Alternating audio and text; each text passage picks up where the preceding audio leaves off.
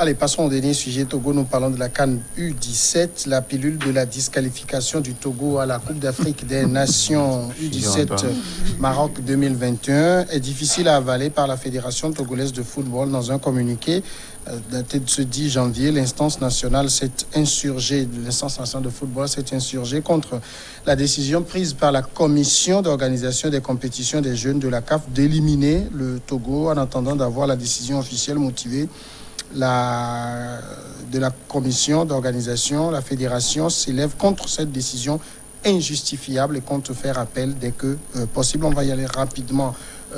Ambroise Ponjo, cette affaire est vraiment difficile à accepter pour le public sportif, parce qu'on a vu ces jeunes jouer, se qualifier brillamment sur le terrain, mais ce qu'il y a, c'est qu'il y a deux joueurs qui n'auraient pas 17 ans, hein, c'est clairement ce qu'on peut dire. Moi, quand on parle de ces histoires de 17 ans, je ris. C'est pourquoi je ris. Vous avez une famille nigérienne? Oh, il y avait une CHAN qui avait été jouée. On était trois amis en regardant la télé, le match. Et j'ai vu quelqu'un. Ça, le Nigeria a 17 ans. Je parle du Nigeria. Je parie que pratiquement 90% des juniors nigériens, comment on fait ça? Leur identité, leur âge serait modifié. Parce que quand tu vois le visage, nous sommes en Afrique, hein. Nous, on n'est pas le Nigeria. On me dira que nous, quand on serait en Afrique centrale, notre chromosome, notre ADN, tout ça peut changer la manière dont... Non, je suis désolé. C'est vrai que c'est des colosses souvent, de par leur situation géographique. Mais quand on parle du Togo, non, j'étais ahuri quand j'ai lu le truc. Et là où je ne suis pas d'accord d'abord avec la CAF, c'est que les mêmes personnes ont déjà joué.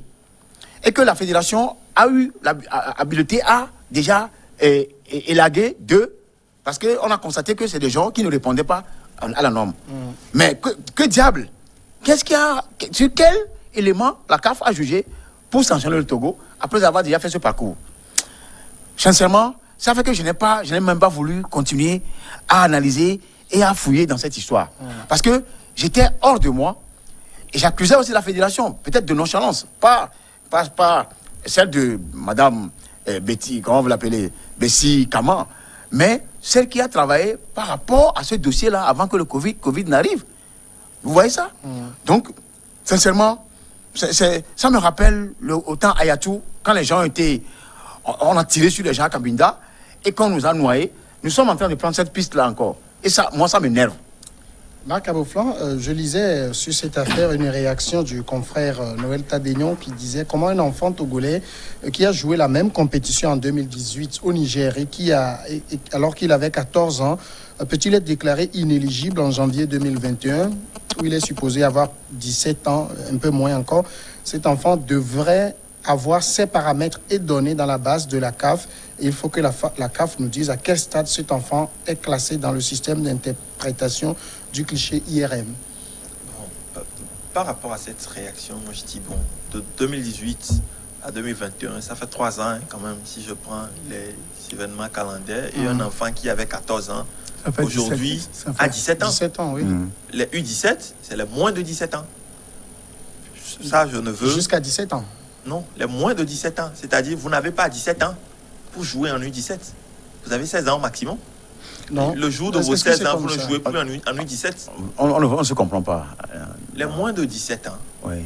Il faut avoir jusqu'à la 17e année. À partir de 17 ans, vous jouez dans les U18. Non, U21. Non. Il y a les U18 et U21. Ah, ok. Maintenant, bon, je ne voudrais pas polémiquer sur cette réaction. Moi, je suis d'une tristesse. Parce que vous savez, ça fait très longtemps que nous n'avions plus vu les éperviers, en tout cas avec des résultats qui pourraient donner du baume au cœur du public sportif, les honorer, nous rendre joyeux. On en était là quand ces jeunes, que nous avons tous ignorés, négligés, parce qu'on estimait qu'ils allaient être au niveau de leurs aînés, ont quand même émerveillé. On a suivi le premier match où d'abord ils ont encaissé le premier but avant de remonter la pente.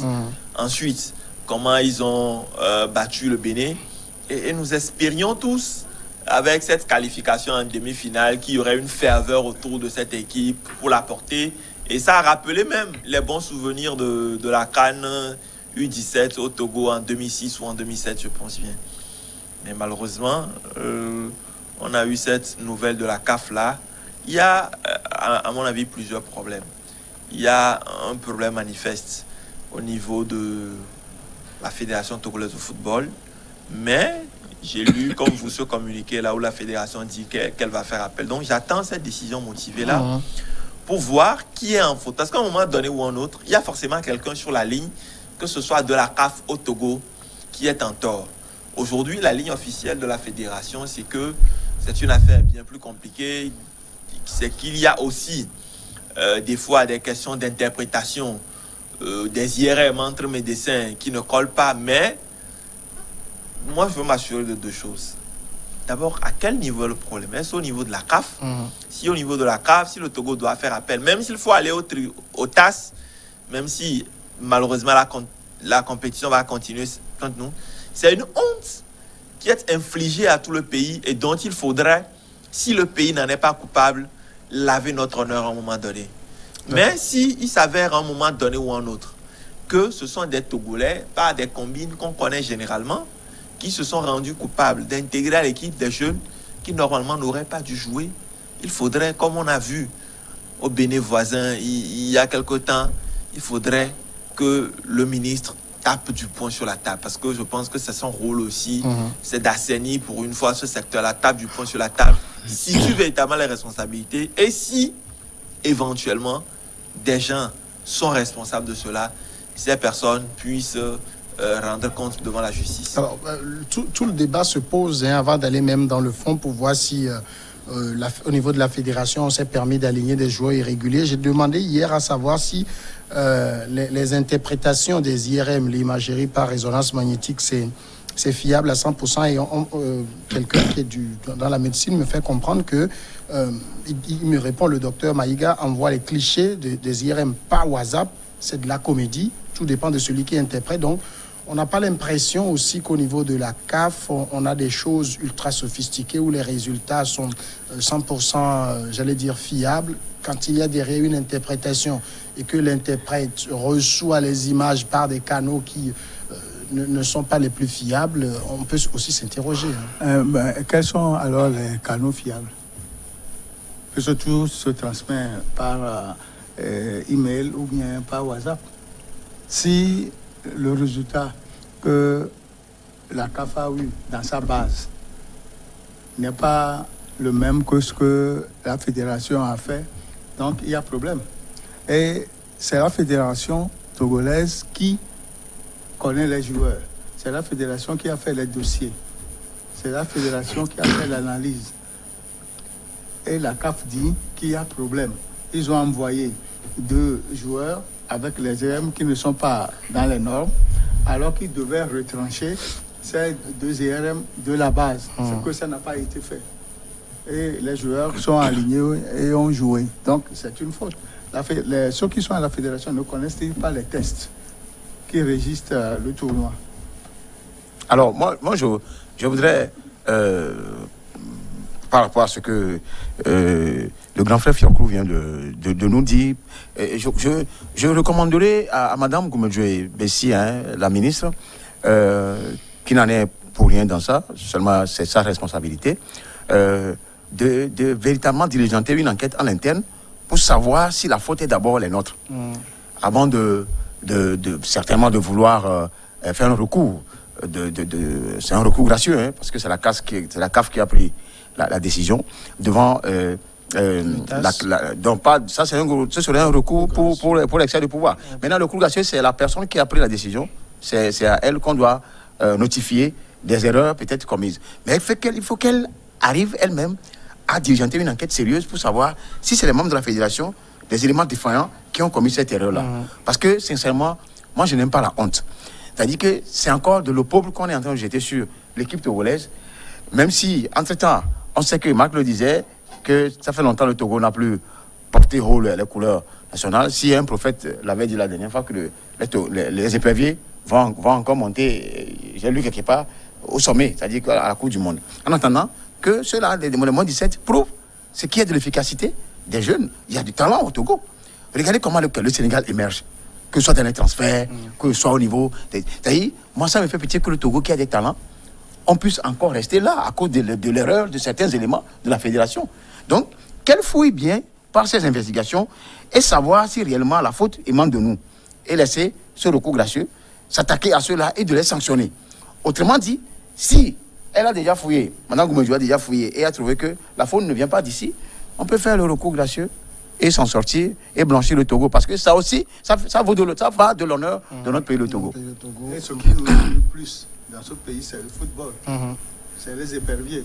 Quelles que soient les appartenances politiques, quand en 2006, par exemple, quand le Togo était qualifié pour mondial, pour l'Allemagne, on ne sentait même pas les appartenances politiques. Tout le monde était uni derrière l'équipe. Et pourquoi depuis 2006 à nos jours, c'est des problèmes sur des problèmes qu'on a sur le tapis, des différents présidents. On a dit que M. le colonel Akobi est là, ça pourrait aller au mieux.